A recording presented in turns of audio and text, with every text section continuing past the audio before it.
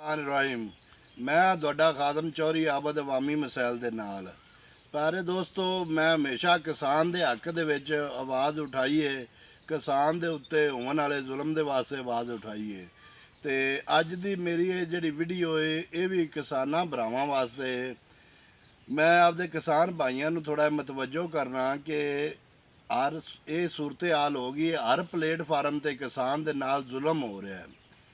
अगर असी गल कर लीए सब्ज़ मंडी उजरा शाह मुकीम की, मैं तुहानूं रिपोर्ट देना ताज़ा तरीन कि जिहड़ा टमाटरां दा छापर 10 किलो का है वह 200 दा विकदा पिया जी।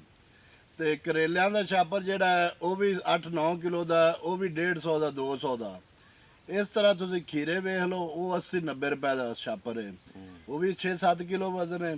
उस तो पिछे तुसीं भिंडी वेख लो, वो भी 300 का 350 का छापर जे, वो भी 5-6 किलो भिंडी है। यानी कि जिन्नियां भी सब्जियां ने किसान का इस वक्त बुरा हाल हो गया जी। सारिया सब्जियां 7-7, 8-8 किलो के छापर होंगे ने, तो उन्हों की कीमत सारी 200 या 150 रुपए मंडी, सब्ज़ मंडी में। किसान नूं हर प्लेटफार्म से ही लुटिया जाता पाया है। इस तरह अगर वेख्या जाए कि असी गंदम की गल कर लैने, गंदम जदों असी काश्त करन लगे हाँ, सानू किसानां नूं ये दस्या गया कि असी तुहाडी गंदम जी 3900 रुपए दे तुहाडे को खरीदांगे, लेकिन असी महंगी खाद लई, महंगे डीजल लिया, महंगे असी स्प्रे कीते, उनदे ते असी जिस हालत में भी होया असी आदि किहड़ी शै भी बेची, असी आदि गंदम की फसल तैयार की है। अज सूरत हाल प्यारे भाईओ ये होगी जे कि गंदम साडी कोई बंदा लवन ते राजी नहीं हैगा। गंदम की 2500-2400 रुपया रेट हो गया जे मन का।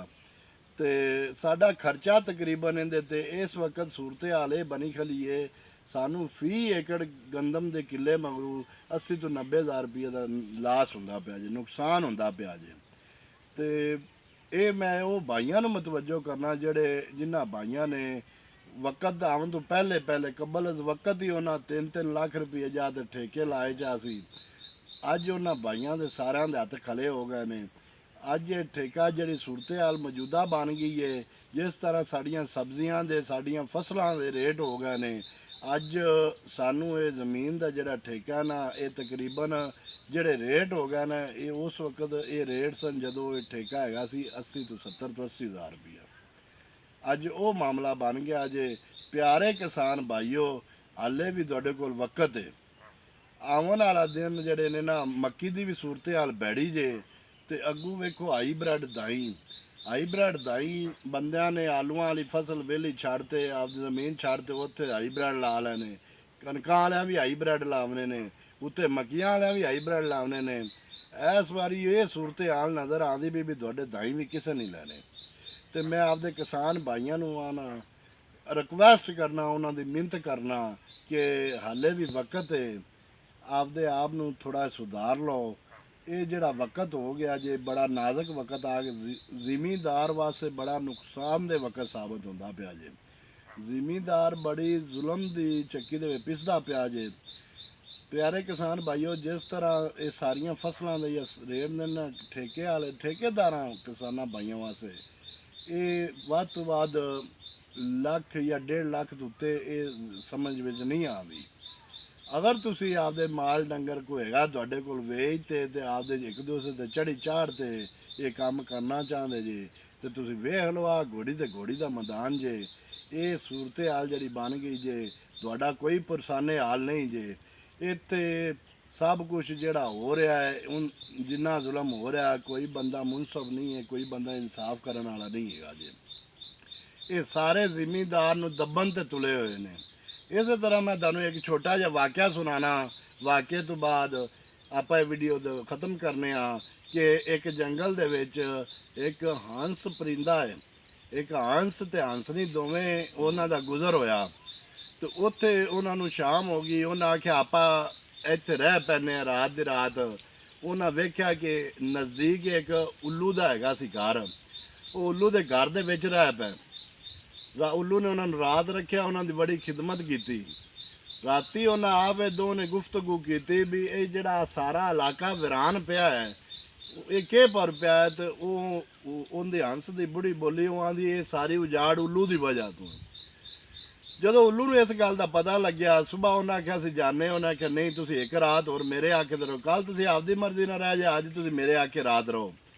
ਉਹ ਜਦੋਂ ਰਾਤ ਉਹਨੇ ਰੱਖ ਲਿਆ ਉਹਨਾਂ ਨੂੰ, ਰਾਤ ਨੂੰ ਉਹਨੇ ਉਹਨਾਂ ਦੇ ਆਪਦੇ ਆਸੇ ਪਾਸੇ ਇਰਦ ਗਿਰਦ ਜਿਹੜੇ ਕੋਈ 4 ਘਰ ਹੈਗੇ ਸੀ ਉਹਨਾਂ ਨੂੰ ਆਖਿਆ ਵੀ ਸਵੇਰੇ ਤੁਸੀਂ ਆਖਣਾ ਹੈ ਵੀ ਜਿਹੜੀ ਆ ਹੰਸਣੀ ਹੈ ਇਹ ਉੱਲੂ ਦੀ ਬੁੜੀ ਹੈ। ਸਵੇਰੇ ਉਹਨਾਂ ਆਖਿਆ ਹੰਸ ਤੇ ਹੰਸਣੀ ਨੇ ਵੈਸੇ ਜਾਣੇ ਆ, ਉਹਨੇ ਹੰਸ ਨੂੰ ਆਖਿਆ ਤੂੰ ਜਾ ਤੇ ਇਹਨੂੰ ਛੱਡੀ ਜਾ, ਉਹਨਾਂ ਕਿ ਉਹਨੇ ਇਹਨੂੰ ਕਿਉਂ ਛੱਡਣਾ ਹੈ, ਉਹਨੇ ਆਖਿਆ ਮੇਰੀ ਬੁੜੀ। ਉੱਲੂ ਆਖਿਆ ਮੇਰੀ ਬੁੜੀ, ਉਹ ਆਖਿਆ ਮੇਰੀ ਬੁੜੀ। ਉੱਲੂ ਆਖਿਆ ਚੱਲ ਆਪਾਂ ਇਹਨਾਂ ਮੁਨਸਫਾਂ ਤੋਂ ਇਨਸਾਫ ਕਰਾ ਲੈਂਦੇ ਹਾਂ। ਉਹ ਉਹਨਾਂ 4 ਭਰਾ ਇਕੱਠੇ ਕੀਤੇ, ਬੈਠਕ ਹੋਈ, ਉਹਨਾਂ ਸਾਰਿਆਂ ਆਖਿਆ ਵੀ ਇਹ ਜਿਹੜੀ ਹੈ ਨਾ ਇਹ ਉੱਲੂ ਦੀ ਬੁੜੀ ਹੈ। ਉਹ ਵਿਚਾਰਾ ਹੰਸ ਜਿਹੜਾ ਸੀ ਉਹ ਪਰੇਸ਼ਾਨ ਹੋ ਗਿਆ, ਉਹਨੇ ਆਖਿਆ ਵੀ ਇਹ ਕੀ ਬਣਿਆ, ਬੁੜੀ ਤੇ ਮੇਰੀ ਸੀ ਤੇ ਲੇਕਿਨ ਇਹ ਸਾਰਿਆਂ ਦੇ ਬਨ ਉੱਲੂ ਦੀ ਬੁੜੀ ਹੈ। ਉੱਥੋਂ ਉੱਲੂ ਨੇ ਉਹਨਾਂ ਨੂੰ ਸਮਝਾਇਆ ਵੀ ਜਿਹੜੀ ਆ ਉਜਾੜ ਹੀ ਹੈ, ਜਿਹੜਾ ਕੁਛ ਬੰਦਾ ਪਿਆ ਹੈ, ਇਹਦਾ ਜਿਹੜਾ ਨਾ ਜ਼ਿੰਮੇਦਾਰ ਮੈਂ ਨਹੀਂ ਹਾਂ ਬਲਕਿ ਇਹਦੇ ਜ਼ਿੰਮੇਦਾਰ ਆ ਮੁਨਸਫ ਨੇ ਜਿਹੜੇ ਇਨਸਾਫ ਕਰਨ ਵਾਲੇ ਨੇ। ਅਗਰ ਇਹ ਫੈਸਲਾ ਜਾਂ ਇਨਸਾਫ ਸਹੀ ਕਰਦੇ ਇਹ ਅੱਜ ਕੱਲ੍ਹ ਉਜਾੜ ਨਹੀਂ ਹੋਣਾ ਜੇ। ਮੇਰੀ ਇਹ ਗੱਲ ਕਰਨ ਦਾ ਮਕਸਦ ਇਹ ਵੀ ਜਿਹੜਾ ਸਾਡੀ ਜ਼ਰਾਅਤ ਨੂੰ ਇਹ ਨੁਕਸਾਨ ਹੋ ਰਿਹਾ, ਸਾਡੇ ਜ਼ਰਾਈ ਸ਼ੋਬੇ ਨੂੰ ਨੁਕਸਾਨ ਹੋ ਰਿਹਾ, ਇਹ ਸਾਰਾ ਇਹਨਾਂ ਮੁਨਸਫਾਂ ਦੀ ਵਜ੍ਹਾ ਤੋਂ ਹੋ ਰਿਹਾ। ਅਗਰ ਇਹ ਇਨਸਾਫ ਕਰਦੇ ਕਿਸਾਨ ਦੇ ਨਾਲ, ਇਹ ਜਿਸ ਤਰ੍ਹਾਂ ਗੰਦਮ ਦਾ ਰੇਟ 3980 ਕਿਸਾਨ ਕੋ ਲਈ ਜਾਂਦੀ, ਜਾਂ ਜਿਸ ਤਰ੍ਹਾਂ ਦੂਸਰੀਆਂ ਸਬਜ਼ੀਆਂ ਜਾਂ ਜੋ ਕੋਈ ਵੀ ਹੈਗੇ ਮਾਮਲਾਤ ਨੇ, ਖਾਦ ਡੀਜ਼ਲ, ਜਿਸ ਤਰ੍ਹਾਂ ਹਰ ਚੀਜ਼ ਦੀ ਸਬਸਿਡੀ ਦਿੱਤੀ ਜਾਂਦੀ, ਇਹ ਇਨਸਾਫ ਕਰਦੇ ਤੇ ਕਿਸੇ ਕਿਸਾਨ ਨੇ ਅੱਜ ਰੁਲਣਾ ਨਹੀਂ ਸੀ ਦਰ ਤੇ, ਕਿਸੇ ਕਿਸਾਨ ਨਾਲ ਜ਼ਿਆਦਤੀ ਨਹੀਂ ਹੋਣੀ ਸੀ। ਲੇਕਿਨ ਇਹ ਸਾਰਾ ਵਜ੍ਹਾ, ਇਹ ਸਾਰਾ ਜ਼ੁਲਮ ਇਹਨਾਂ ਮੁਨਸਫਾਂ ਦੀ ਵਜ੍ਹਾ ਤੋਂ ਹੋ ਰਿਹਾ ਜੀ। ਪਿਆਰੇ ਕਿਸਾਨ ਭਾਈਓ, मोहतात हो जाओ, वक्त बड़ा नाजुक आ गया है। मेरी ये वीडियो अगर अच्छी लगे तो इनू लाजमी कमेंट करा जे, लाइक करा जे। ये मेरा programme city press club registered की तरफों पेश किया गया है।